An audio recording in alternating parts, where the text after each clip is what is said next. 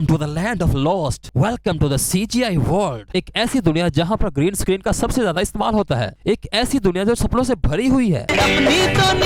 सपनों की एक ऐसी दुनिया जिसका हकीकत से कुछ वास्ता ही नहीं, जहाँ पर एक अर्धनंगा पुरुष दिखाया जाता है एक महिला के साथ। और ये किसी हॉरर स्टोरी का सीन नहीं है, यह भी नहीं हो। जहाँ आज की दुनिया साइंटिफिक एक्सपेरिमेंट कर रही है, वही आज का भारत एक दूसरे के रिश्ते निभा रहा है अभी तक। अब ये तीनों पुरुष यहाँ पर इस बात को डिस्कस कर रहे हैं कि वो लड़की कहाँ से वैसे बच कैसे गई। मतलब ये वाली लड़की जो अर्धनंगे पुरुष के साथ खड़ी है, मुंह बंद नहीं रख सकते। हम कैसे मुंह बंद रख सकते हैं जब इतनी ज्यादा बकचोदी फैली जा रही हो। और हैरानगी की बात तो ये है, ओवरनाइट इसको 2 मिलियन व्यूज भी पड़ चुके हैं। और भोलेपन की तो इंतहा होती है ड्रामों में भाई। 7 साल के बच्चे की जान लेना चाहिए। अब जो एक इंसान किसी के चुंगल से बचा हो, जिंदगी मौत के दरमियान से निकला हो, और वो किसी दूसरे बंदे को आके बात करके मेरे साथ ये ज्यादती हुई, ये जुल्म कर रहे हैं, 7 साल के बच्चे को मारने की कोशिश करना, तो दूसरा बंदा मानता ही नहीं। भोलेपन की तो इंतहा है ना ये। इसे ये सब बताने की क्या जरूरत। और हैरानगी की बात तो ये है, बाबा साहब को पहले पता नहीं होता कि वो बच कैसे गई, और बाद में डिस्कशन के बाद इसका फैसला खुद ही कर देते हैं कि एक ही बंदा बचा सकता है, सिर्फ इसको समीर है।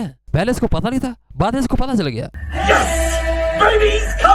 साइंटिफिक रूल्स का पहले उल्लंघन तो था, लेकिन लॉजिक को भी कत्ल कर दिया। और अभी भी 20 साल पुराने 20-25 साल पुरानी वही पुरानी ट्रांजैक्शन चलाते हैं रिएक्शंस की। इल्जाम नहीं है, यही सच है। गुस्सा तो पैर छकों की नाक पे ही होता है। मतलब कि इन लोगों को असल में थेरेपिस्ट की बहुत सख्त जरूरत है। तुम्हें इनाम मिलना चाहिए। इनाम तो इन लोगों को मिलना चाहिए, लेकिन इनाम लेते वक्त इनका मुंह दीवार की तरफ होना चाहिए। और इंडियन ड्रामों के इतना ज्यादा खींचे जाने के पीछे एक और लॉजिक भी है, और वो है ये फैंसी फ्लैशबैक्स। ये पहले इस एपिसोड में ये पहले सीन गुजर चुका है, लेकिन फिर इसको दोबारा रिपीट किया जा रहा है।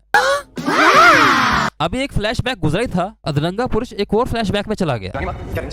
फ्लैशबैक पे फ्लैशबैक, क्या बात है फ्लैश की। कहानी मत सुनाओ उसे, प्लान क्या है वो बता। प्लान ये है कि ड्रामा का कोई प्लान ही नहीं होता। अभी 1 मिनट पहले ये बंदा कह रहा था कि वो ऐसा नहीं कर सकते, लेकिन 2 मिनट गुजरने के बाद इसको एहसास हो गया कि कर भी सकते हैं। ओ भाई, मारो मुझे, मारो।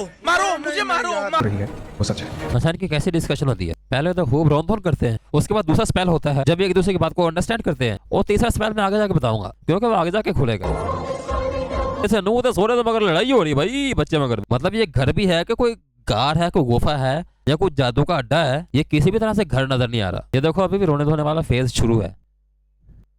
अब आगे हाथ के ऊपर हाथ, थोड़ी फीलिंग्स भी उजागर होंगी।